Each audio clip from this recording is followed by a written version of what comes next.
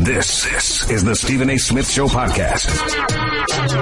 I'm Stephen A. It's the Stephen A. Smith Show right here on ESPN Radio. It is my honor and privilege to have my next guest on the line. He is the head coach, the championship head coach of the Dallas Mavericks. Obviously, won an NBA championship a few years ago. He is with me right now after last night's big deal on draft night. The one and only Rick Carlisle, head coach for the Dallas Mavericks. He's right here with Stephen A. on ESPN Radio. What's up, Coach? How you doing, man? Hey, what's up, Stephen A.? So great to be with you again, brother. Man, same here, buddy. Always great to talk to you. Talk to me about last night. You guys moved up. You had the 5th pick in the draft. You swapped pick with the Atlanta Hawks, forfeited a future first-round pick in the process just to get your hands on this guy, Doncic. Talk to me about why you guys made that move and how great you're feeling about it.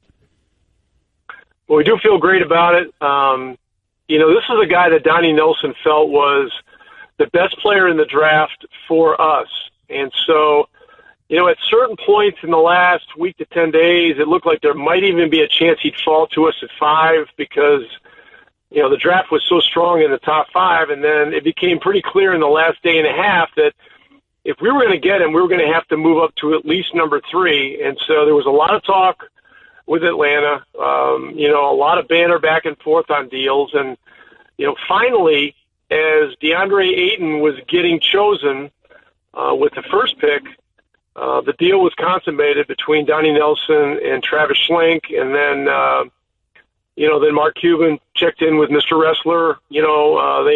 They were texting and then had a quick phone call to confirm everything, and so we trade a protected pick in the future, and we basically move up to get Doncic, and then they move down to get Trae Young, who they really like. So my feeling is I think it's a great trade for both teams.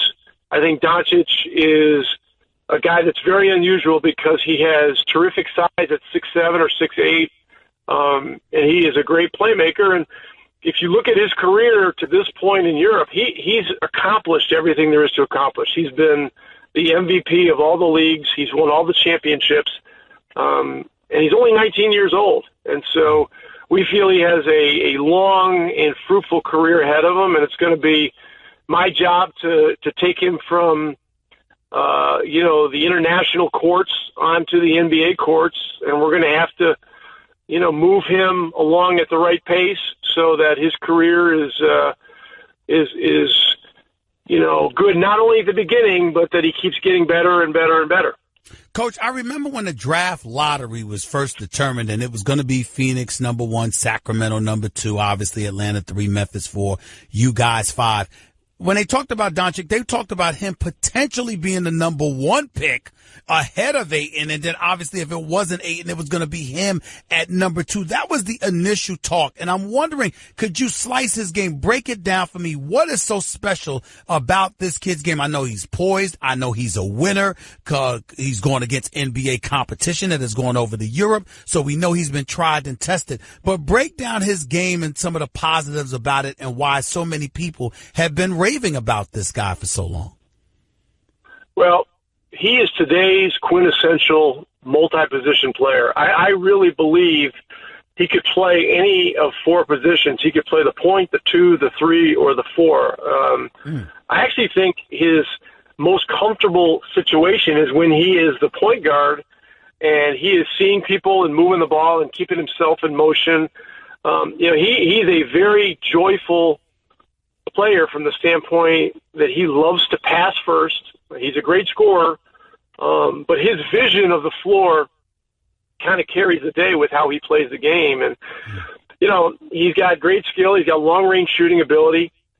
He drives it well. He can finish. His playmaking and passing ability is really savant-like for a guy that's 6'7". And again, you look at his age, 19 years old, and what he's accomplished, it's really quite remarkable. And so if you want to compare him to other international players that have had those kinds of high-level impact careers overseas, names that would come to mind would be Drazen Petrovic, Tony Kukoc, Manu Ginobili, were guys that have some of the elements, or I should say he has some of the elements of those guys' games.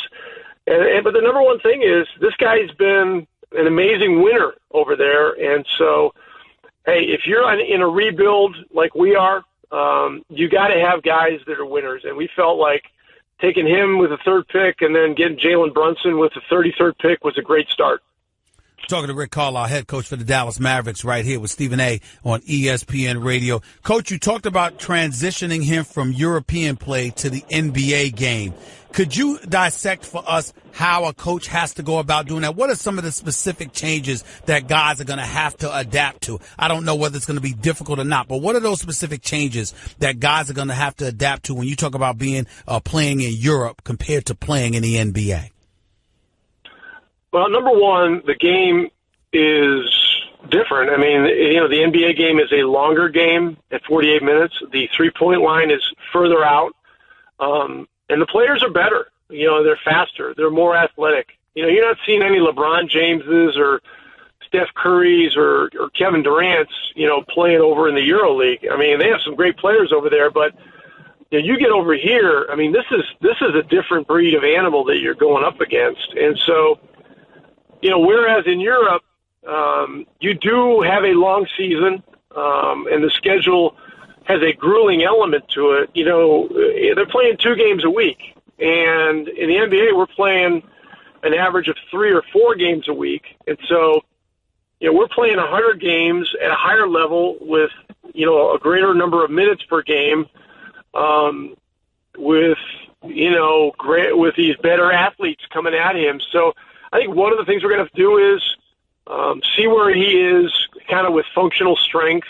I don't know what kind of program they had over there in terms of day-to-day maintenance of strength, balance, core, all that stuff. That stuff is really important for your endurance and, to lengthen your career. And you say, well, okay, the kid's 19, he's going to bounce back from any of this kind of stuff. No, it's not like that. Hey, just ask Dennis Smith Jr. I mean, he came into this thing last year, and he learned an awful lot about how important it was to take care of your body and to fall in love with the weight room, and so that as the season goes along, you can get stronger mentally and physically, and that that stuff's a big part of it. I think we're going to have to monitor his minutes closely. This year. Dennis played about 29 minutes a game. We felt that was, what was the right amount for him coming off of basically 1 year of college, and then he had an ACL 2 years before, or a year and a half before, and he did great with it, And so I think those are the main factors, and I think another thing that we're going to have to be very mindful of is, this summer with the summer league stuff. I mean. Look, he finished his season 3 days ago, and so yeah. I don't think it's realistic to say that, hey, the guy's going to jump in and play, a full schedule of the summer league. So I don't know to what degree he's going to participate in the games or even the live practices. But I do know he's going to start learning about things that he can do to kind of tune his body up, begin the process of strengthening his body for the long haul of the NBA. We're talking to Rick Carlisle, head coach for the Dallas Mavericks, who's got Luka Doncic out of Europe. I mean, this guy is supposedly incredibly special and obviously special enough to the Dallas Mavericks since they moved up in the draft to get their hands on him. With that being said, obviously anytime somebody talks about the Mavs, they're talking about Dirk Nowitzki, who's a future Hall of Famer, one of the great players we have ever seen in the NBA, and obviously arguably the greatest player ever coming out of Europe. When you consider the fact that this guy just turned 40 years of age, Coach, I mean, he's approaching the tail end of his career, just averaging 12 points per game last season. Is Doncic the kind of guy that's going to prolong the career of a Dirk Nowitzki, or just make it easier for him to ultimately say goodbye? What do you see transpiring with Dirk Nowitzki in the immediate future, that is? Yeah, that's a great question. I don't know if this is going to be Dirk's last season. I do know that 21 seasons with one franchise will be an NBA record. The most seasons with a franchise, a single franchise to this point, is Dirk and Kobe Bryant at 20 years. Kobe with 20 with the Lakers, Dirk obviously 20 with the Mavs. So I think this is an important milestone for Dirk from that perspective. But categorically speaking, we've got to lower our dependence on Dirk, and we've been doing it in the last 2 or 3 years. Harrison Barnes has stepped up. He's been our go-to guy. Dennis Smith, was a 15-point-a-game scorer last year and was really good at the end of the season and got better. And, now we have a third guy that can be a playmaker, a scorer, and, it can be a guy that really helps make guys better on our roster. And Steve, really, if you think about it, that's been maybe the greatest thing that Dirk's done in his career. Because he's on the floor and shoots the ball so great, whoever's guarding him is virtually hugging him all over the floor. So, if you're playing against New Orleans, Anthony Davis is guarding him, and, it's keeping Anthony Davis away from the basket. And so it makes the other 4 guys on the court better. And so, look, guys can't play forever. And so, my wish this year is that, we can big number of minutes for Dirk, that he can stay healthy again as well as he did last year. I mean, he was on track to play 81 games until we shut him down to do this minor ankle surgery. Right. And then at the end of the year, hey, we'll see where we are. He may decide to keep going. I'm wondering about you guys in free agency, too, because obviously you're a great coach. You know how we all feel about Mark Cuban. Dallas is a great city. You guys got some cap space. I've often wondered, how come the marquee free agent can't get attracted to Dallas? We've been talking about LeBron and Paul George and everybody else ad nauseum. You got Klay Thompson, Kyrie Irving, Jimmy Butler, and others that are expected to be available next summer. What about Dallas being a major player in free agency, not just the draft? What do you say to those who question or have those questions about the Dallas Mavericks? Well, going forward, I think what we're doing here is we're putting together a core group of dynamic young players that people in free agency that are available in free agency are going to look at and say, you know what? That's a group that I'd like to play with. I mean, who wouldn't want to play with, a guy, a creator and a penetrator like Dennis Smith, a spacer and playmaker like Doncic, and a guy like Barnes who can, play the 3, play the 4, and is a 20-point scorer. I just think part of rebuilding a championship team is that, unfortunately, you have to get bad, which we've been the last couple of years. Mm-hmm. But the fruit of those difficult seasons is, the 9th pick last year for Smith and then the 3rd pick this year for Doncic. And now we've got to move this thing forward. But, looking into the future, I think you build a core group of dynamic young players, which is what we're doing, and the free agency thing will take care of itself. Before I let you get on out of here, Coach Rick Carlisle, I got to ask you, I know that you don't have time to pay attention to too many other teams or whatever, but the draft was very, very intriguing last night. Any pickups in the NBA draft that stood out in your mind, or any players that got picked up by other teams that really, really stood out for you, that made you raise an eyebrow and say, this could be really, really interesting? Any thoughts? Our season was over on April 10th. And so, from April 10th to June 21st, it's a long time in NBA years. I mean, it's like light years. And so I've been studying the draft harder than I ever have as a head coach because of where we were picking. And I got so familiar with the draft that I'm really not shocked at anything that happened out there. What's going to be interesting for me is to see some of the players that were drafted in the early 20s through the late 30s, because a lot of those guys were guys that were very kind of interchangeable. They could have been, a guy in the mid-20s could have easily been in the mid-30s. I want to see which of those guys, end up becoming big-time contributors on teams. Coaching will have a lot to do with it. Fit will have a lot to do with it. And then, on draft night, you've got to have a gut feel as a general manager or an owner or whoever your decision maker is, because it's an inexact science. I mean, there is no way to truly quantify everything that goes on when it comes down to drafting players in any sport. Coach Rick Carlisle, really appreciate your time, buddy. I know you get ready to handle some business there with the team, but thank you so much for taking time out of your schedule to come on the show, buddy. I really appreciate it. Thanks so much. Congratulations, too. All right. Always a pleasure, Steve. Take care. Thanks a lot, buddy. The one and only Rick Carlisle right here with Stephen A. on ESPN Radio. Hey, listen. You got a young guy. If Doncic is what they say he's supposed to be, along with the way Dennis Smith Jr. looked last year.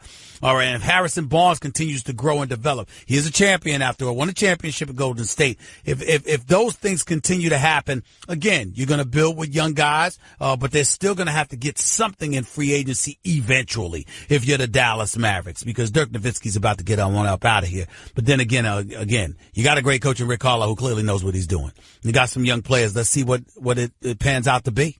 Let's just see. No question about it. They're happy they got Doncic. You can hear that in Rick Carlisle's voice. No doubt about that. Tell you something else, too. Rick Carlisle, 2 years in Detroit, 61% of his games. Rick Carlisle, head coach in Indiana, won 55% of his games. 10 seasons rather in Dallas. He's won 54% of his games, NBA champion in 2010, 2011. We'll see what happens. I know I believe in him. But this kid, Doncic, I got to see it. I got to see it to know what time it is. I really, really do. By the way, 30 for 30 podcast have returned. Subscribe to 30 for 30 podcast right now in the Listen tab on the ESPN app or on Apple Podcasts. Brought to you by Delta, where it's our goal to connect your life in the air to your life on the ground. 16 minutes past hour number 2 back here in the Stephen A. Smith Show, ESPN Radio. Before I go to break, I got to tell you something right now. I got to completely shift gears because we talked about the NBA draft. We've been still talking about the NBA draft. I had to talk a little bit about Jameis Winston and the trouble that he found himself in because that's unavoidable. But I got to encourage everybody switching to Major League Baseball. I really, really got to encourage folks. If you get an opportunity, you need to go to today's New York Daily News. You need to go to today's New York Daily News and read this outstanding column by the great Bill Madden. Just a baseball aficionado, if ever there was one. He's a former colleague when I was working at the New York Daily News, a man whose work I've admired for many, many years. His absolute historian on the sport of baseball, still writing fantastic columns, always knows what he's talking about, always on his grind. And it's just a pleasure to read his work, and I would encourage everybody to continue to do so. Any chance you get, you care about the game of baseball, you love this sport, you read Bill Madden. It's just that simple. Pretty damn close to the gospel, I might add. And he wrote a very, very interesting column today about Major League Baseball because he talked about how baseball is hurting itself. Its ratings have dropped. Attendance, rather, has dropped about 8.6%. God knows what the ratings are. And he talked about how the strikeouts are killing the game. There's a graph here that I'll read to you that he says because it's very profound. He said, we are inexorably, that means unyieldingly, heading for the first season in baseball history in which there will be more strikeouts than hits. As of Wednesday, there had been 18,365 hits as opposed to 18,815 strikeouts. And the gap widens by the day. The average 17.12 strikeouts per game, according to the Elias Sports Bureau, is the highest in baseball history and has increased steadily since 2008. The present overall 245 batting average is the lowest in the major leagues since 1972. 1972. Then he highlighted some guys. Got into Giancarlo Stanton. All right? What did he say about Stanton? The all-or-nothing slugger. That's what he labeled him. Hard to justify the $25 million per year salary. According to the Elias Sports Bureau, the swing and miss count of 214 by Stanton was second in the majors to only the Texas Rangers' Joey Gallo.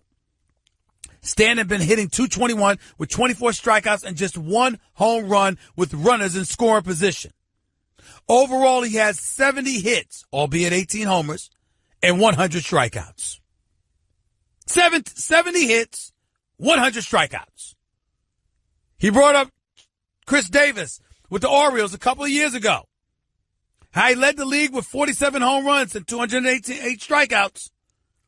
But he talked about how Baltimore felt the need to still sign him. It's a 7-year, $161 million contract. So little regard for the fact he was a strikeout victim. A third of the time. In 2016, he struck out a league-leading 219 times, as opposed to just 125 hits. The alarming trend got worse last year. 98 hits, 195 strikeouts. And finally last week, with Chris Davis hitting 150 with 86 strikeouts and 31 hits, the Orioles reluctantly benched Davis despite his team-leading $23 million salary. We're talking about Bryce Harper. Everybody's talking about he might be a Yankee. Scott Boras, his agent, saying he could be the first player approaching $500 million. Or expected him to get at least $400 million. And Harper's trending in the wrong direction as a strikeout machine. As of Wednesday, he swung 197 times. And his misses were third behind Gallo and Stand only. He's batting .209 with a league-leading 19 homers, but for the third straight year has more strikeouts, which is 72, than hits, 53. Back in 2015, his MVP year, he hit .330 with 172 hits, a league-leading 42 homers, but only 131 strikeouts. This is bad, y'all. This is bad. When Rob Manfred, commissioner of Major League Baseball, took over in 2013, they were talking about pitchers during a game. Pitchers, not pitches, pitchers. Individuals. They were averaging 7.9 pitches a game. You know, with all these pitching changes, it's going up steadily to 8.5 today. That's what it says. The pitching changes, of course, are another prime factor in the rise of strikeouts, with batters now facing a steady diet of 98 to 100 mile per hour relievers from the sixth inning on.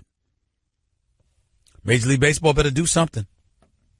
Because with the NFL and the NBA growing more and more, baseball is increasingly getting left behind. Outstanding column by Bill Madden. But what else is new? It's what he does. It's what it does. It's what happens when you're the best. 888-SAY-ESPN. That's the number to call up. Back to your phone calls on the NBA draft, on Jameis Winston, on what I just highlighted about Major League Baseball, on Rick Carlisle, head coach of the Dallas Mavericks, saying what he had to say about this kid out of Europe named Doncic. All that and more up next with Stephen A. on ESPN Radio. Everyone in the neighborhood knew about Bobby. Bobby, the basketball boy, they called him. Bobby wanted to go pro someday, so he was always out in the driveway shooting hoops. But one day, his mom came out and told him, "Hey, your wife wants you to take out the trash?" His mom was visiting, and Bobby was a grown man. He had kind of missed his window. Plus, no one had ever seen him actually make a basket. But on the other hand, Bobby had heard how Geico could save him money on car insurance, so he switched and saved. So it was all good. You're listening to the Stephen A. Smith Show podcast. Let's go back to the phones. Let's go to Richard. You're live with Stephen A. on ESPN Radio. What's up, Richard? How are you? How you doing, Stephen A? I talked to you during the playoffs. You said two things must happen. Jordan Clarkson must hit some jump shots, and Nance Jr. must be a version of a poor man's Tristan Thompson. Mm-hmm. Neither of those things happen, so turn the page. There's a rumor going around that if Dwight Howard's contract is bought out, there might be a possibility that Cleveland would take a look at him. He doesn't want to be. He does not want to be in Cleveland without LeBron James. Dwight Howard actually would like to be with the Warriors. Okay. Yeah, but what type of Dwight Howard are you going to get? That's the question. I think what you get is what you see. I think a guy that's limited offensively. He's good enough to be better than solid. Definitely defensively in terms of rebounding, blocking shots, etc., being a defensive presence. Offensively, he's limited in what he can do because he has no perimeter game whatsoever. He's suspect at the free throw line as well. And his post game in terms of his back to the basket play is not that surreal offensively. I think he's a double waiting to happen. I think Dwight Howard could give you 17 and 12 a night with max effort, but there is no question in my mind that if he were in Golden State, for example, he can give you what you get from JaVale McGee or Zsa Pachulia. I have no doubt about that. Okay. Well, your Yankees are hitting the ball out the park, and they're on a collision course, maybe with Houston again Good luck to your team, Stephen. Take care. Thank you very much. I appreciate it. Take it easy. Let's go to Jay in Denver. You're live with Stephen A. What's up, Jay? Hey, Stephen A. How you doing? I'm all right. Talk to me. What's up? No, I'm just letting you know, you were right about earlier. It's a proud day in Denver. I'm proud to be a Denver native and a Denver Nugget. Got Michael Porter Jr., Jordan, Jamal Murray, Jokic, Will Burton, and the rest of the squad. Definitely, it's going to be a good look. We on a come up. But my question is this: with Sexton going to Cleveland, what else would Cleveland have to acquire to convince LeBron to stay? I don't think it has anything to do with players. I think LeBron has reached the stage and point in his career where his family and loved ones are going to determine where he's going to be. I don't think it has anything to do with that. Even without all of that, they went to the finals. Philly's on the come up. Yes. Boston's on the come up. Absolutely true. He goes to L.A. He's not going to be the favorite. Houston and Golden State are going to have an edge over him. Doesn't matter. I think that LeBron James is at a point in time in his career where if he's going to pursue a championship, he's going to go to somebody that's a bona fide favorite with him on it. And if it's not about the championships, it's just about the best situation for him. I think his wife, his mom, and his children are going to make that determination. Gotcha. All right. Appreciate the call, bro. Thank you. Appreciate it. Mark, you're live with Stephen A. on ESPN Radio. What's up? Hey, Stephen, how you doing today? I'm all right. Go ahead, buddy. You just mentioned Dwight Howard wanting to be with the Warriors. If he can give the Warriors maybe 15-10 night in and night out, and then they sit him down in the fourth quarter and go with the small lineup, at that point, that's been their only soft point. I don't think wherever LeBron James goes is not going to make a difference. I think you're looking at the wrong thing. I don't think Dwight has to average double digits for the Golden State Warriors. He just needs to be capable of doing it when they need him to. But for the most part, they won't need him to most nights. I'm not saying, and by the way, I'm not saying that I have any indication that Golden State wants him. I'm telling you, I know Dwight's camp, and I know Dwight. Dwight wants to be in Golden State. That's what I'm telling you. One quick question for you. Yes. One quick question. With the whole LeBron James thing, I think there's one issue that everybody's forgetting, and I know you've been around a long time. Father Time is undefeated, and it's not gradual. One day it just hits you like it did Jordan, and then you're seeing Kobe deterioration. Would you be worried about that with LeBron James if you committed to him for a period of time in his 16, 17, 18 season? No. And here's why. Because even LeBron falling off is still good for 20 and 10 a night. He's 6'9", 260, with a requisite of skills and the highest basketball IQ you can find. The combination of those things, along with his experience, is enough to virtually guarantee that he could average 20 and 10 in his 18th season in the NBA, regardless of any physical drop-off. So I wouldn't be concerned, A, and B, there is no question he's box office. He pays for himself. And I know you wanted Trae Young for the Knicks, but my last question about Trae Young, is Atlanta truly committed to him, or why would they take a similar guard in the second round? Is that insurance, you think? Well, it's a combination of insurance, but you also want somebody that's box office. Let's face reality. The ATL is looking for boxers. Remember when their owner got in a little bit of trouble because they were talking about the music that was being played and the venue that they had was catering to a specific audience? And essentially, for lack of a better, he never said this, but I'm going to paraphrase what the mentality was. He wasn't interested in black appeal because a lot of their product was catering to the African-American audience. He wasn't interested in black appeal. He was interested in mass appeal. He didn't want black money. He wanted everybody's money. So it's one of those situations where if you have a large segment of your populace that's out there that's not spending money on your product, how do we get those folks to spend money on our product? By getting a product in there that is with box office appeal. Atlanta hasn't had that since Dominique Wilkins.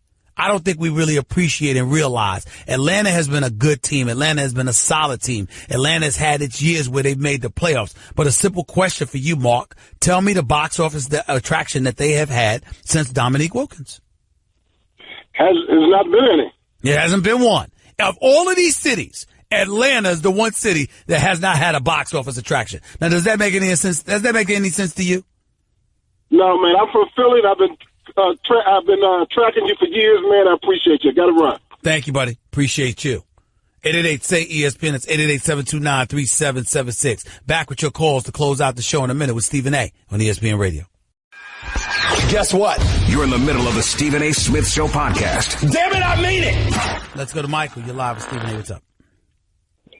Hey, Stephen A. About this whole Kawhi situation, kind of wondering, doesn't something just seem off that a player usually not known to speak to the media or talk all that much? Now everybody seems to know he wants to go to Los Angeles and he wants to do. No, you can't go by that. His stuff. You can't go by that because he still must have talked to one person. It got out that he told the San Antonio Spurs that he wants out. And then everybody knows. It's not like he talked to everybody. It's not like he's talking much. He made one statement. And that's he wants out. And even that was leaked to a particular reporter. And then after that, they just let us know that he told Greg Popovich he doesn't want out. That's all. But don't you think if he's told Greg Popovich and Popovich has sat down with a meeting for him, the Spurs still aren't looking for a trade to Los Angeles, don't you think that maybe Pop knows something that nobody else knows? I'm quite sure Pop knows something that nobody else knows. That's his coach. That's the man he's communicating with directly. But it doesn't negate the fact that Kawhi Leonard wants out because he wants to be back home in L.A. Just this doesn't seem like right, you know? Somebody who usually is just quiet all of a sudden and now. Where have you been? Where have you going. been? Listen, will you stop calling, wasting my time with this? Oh, here's somebody called and it's leaked. Let's deal with the issue at hand. He played 9 games last year. There was a players-only meeting where they confronted him to challenge whether or not his injury was as legitimate as he claimed. And the issue that you're calling up about is the fact that it's publicized, that people don't know. People know all of a sudden that's an aberration, so something must be awry. Why can't you deal with the reality that he's not denying at all that he wants out? So what would be your reason? Your reason is that he just wants to go play in L.A., correct? Yes. He wants to go home in L.A. That's where he's from. He wants to go home. Let's see what happens. But he wants to leave. Have a nice day. Have a nice day. See, that's somebody, ladies and gentlemen, that's just looking for an excuse to talk and say he was on the radio. He didn't have any real questions because these are all things that have been answered ad nauseum over the last week or two. Don't waste my time. I don't play that. Let's go to Rob. You're live with Stephen A. What's up? Stephen A., I'm going to ask you just like you asked that caller from Atlanta, rather, that was talking about Atlanta. What was the last box office player New York had that we had, the Knicks? And please don't say Melo. I was going to say, actually, when Melo first arrived, he was box office. Didn't last long, but when he first arrived, he was box office. And that is without question. Nick's business department would tell you that. He was box office when he first arrived. Prior to him, Ewing. And I never really considered Ewing that big a box office attraction. There's never been a Michael Jordan, a Dominique Wilkins, or anybody like that. No, there hasn't been that in the Knicks franchise. You're right. And would you say Porzingis can be box office? I think so, if they win. I think so. Get us at least out of the. I'd say you got to get us at least out of the first round of the playoffs to even remotely consider him box office. Fair enough. And he hasn't done that yet. Fair enough. But he's relatively young. Not going to hold him accountable for that, particularly with the lack of parts that he's had around him. But I hear where you're coming from, Rob. I can't deny that. Thanks a lot for the call, bro. Roman, you're live with Stephen A. Talk to me. What's up, Stephen A.? How are you, buddy? Doing good. I just turned into your station about 10, 15 minutes ago, and I called in, and I told the guy I wanted to talk to you about Lonnie Walker, and he said earlier, he said in the show that he was a steal of the draft, and I said he may be. I'm not sure, but he may be. I love the fact that he was picked up by the Spurs because they're good at developing talent. I like Lonnie Walker. Absolutely. I feel like he couldn't go to no better team than that. And, you know, in my personal opinion, I mean, I could be wrong, but I feel like he's the best all-around guard in this draft, to be honest. So I would take him over I wouldn't know. Young. I wouldn't know. I've got to see it first. Yeah, I got you. All right, man. Thanks for the call, Roman. Let's go to Yusuf. You're live with Stephen A. Talk to me, Yusuf. How you doing, Stephen A? I'm all right. Go ahead, buddy. I just want to say, talk about Trae Young. I think I like Trae Young. I just don't think he'll change life in Atlanta necessarily. And I also want to address the Steph Curry comparison. Okay. I think I get why they make the comparison because, you know, you see him hitting these deep shots and all that. Okay. I just don't think it's a fair comparison just because, not based off Curry's accomplishments, but I just think when you stop right there. When the comparisons to Steph Curry are made, it's made based on Steph Curry coming out of Davidson and how he looked his first couple of years in the NBA. Nobody's trying to compare Trae Young to the Steph Curry that exists now. You're talking about the Steph Curry that came into the league in 2009. Okay? That's what you're thinking about. Appreciate the call. Andrew, you're live with Stephen A. You got 30 seconds. Go. Hey, Stephen A. Thank you for taking my call. So I got 2 points. First, I'll make it quick. The NFL point, I think they're hurting their own bottom line. I really feel like there's going to be a lockout once the CBA is over, and the NFL players are really going to remember the Tom Brady suspension, the Ezekiel Elliott suspension, this suspension. I don't know. I think the NFL is really hurting their own bottom line. Got you. What's your second point on the MLB? And then my second point on MLB is back in the day, I mean, there weren't guys who were consistently throwing 100 miles an hour. You have the superstars who were doing it, Randy Johnson, Roger Clemens. Nowadays, you have guys coming up from the minors who are throwing 100, a lot harder to hit the ball. So I think these guys are really just guessing and trying to hit it out of the park. Yeah, you're probably right. And you know what? They're also trying to focus on hitting the home runs. The bunt is out of the game, aiming for singles and beyond. Everybody's trying to hit for the fences because there's more money for the hitters. That's what they're thinking about, cashing in. We'll holler at you after the weekend. Enjoy the weekend. Until then, peace and love. That's just a sample of what you'll hear on the Stephen A. Smith Show. Weekdays at 1 p.m. Eastern on ESPN Radio and the ESPN app.